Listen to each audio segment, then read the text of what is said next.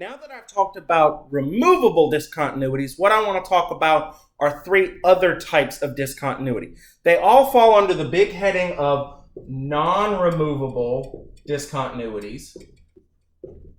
And the reason that is because there's no fixing them. There is no way to fix why or where these are discontinuous. There's no way to fix them. There's no hole to fill in, essentially.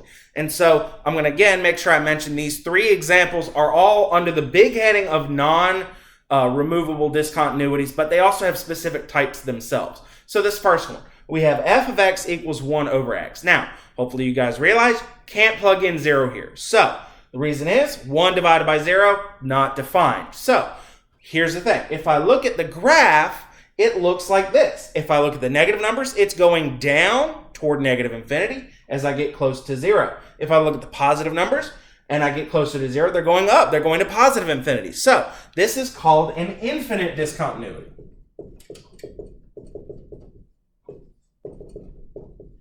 And remember, we're also going to state where the x is. So it's at x equals 0, where I can't plug in x and find the answer. So the reason we call this an infinite discontinuity is because it either involves positive infinity or negative infinity. So we're going to have this wonderful, beautiful, unbounded function around a specific point. Now, that I've mentioned that, what I'm going to go ahead and do is I'm going to go ahead and write down its limit definition, okay? So let me repeat.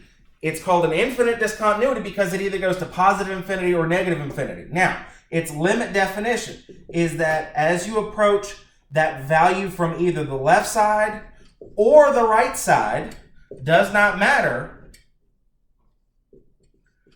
It's either going to be positive infinity or negative infinity. Positive infinity or negative infinity. Now here's the thing. A lot of people ask me this and I want to make sure I go ahead and say it. Mr. Harold, what if only one side goes to infinity? Still infinite. What if both sides go to infinity? What if they both go to positive infinity? Still infinite.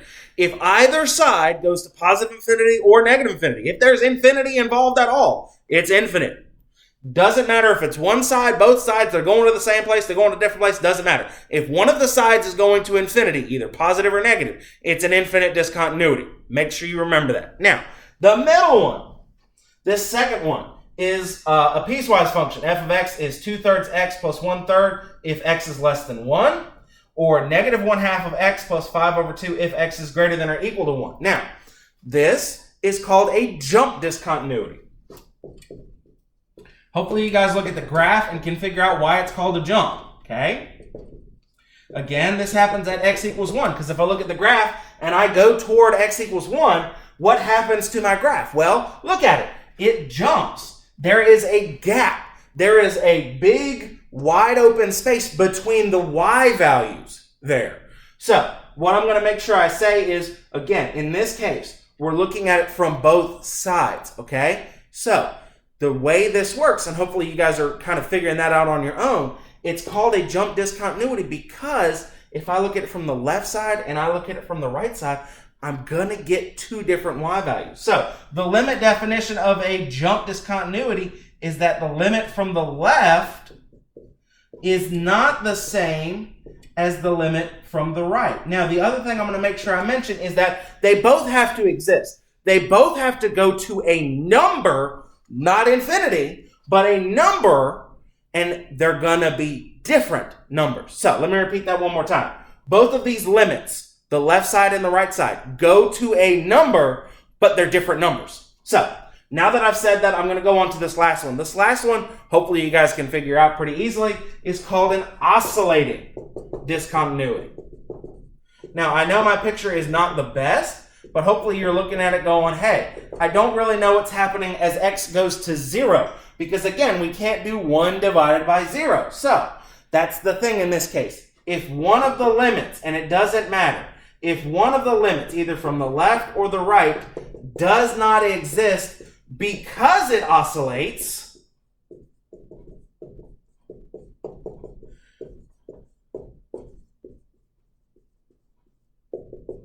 then it's called, I'm writing a delta, oscillates, then it's called an oscillating discontinuity. So let me repeat that one more time. Doesn't matter if the left side, the right side, both sides, if they are discontinuous, if they do not exist Because of oscillation, we call it an oscillating discontinuity. So let me repeat this one more time. I'm just going to recap everything. They're all called non-removable discontinuities because we can't fix them. Infinite discontinuity, if one side, the left side or the right side, goes to positive infinity or negative infinity, does not matter. If one of them goes to infinity, it's an infinite discontinuity.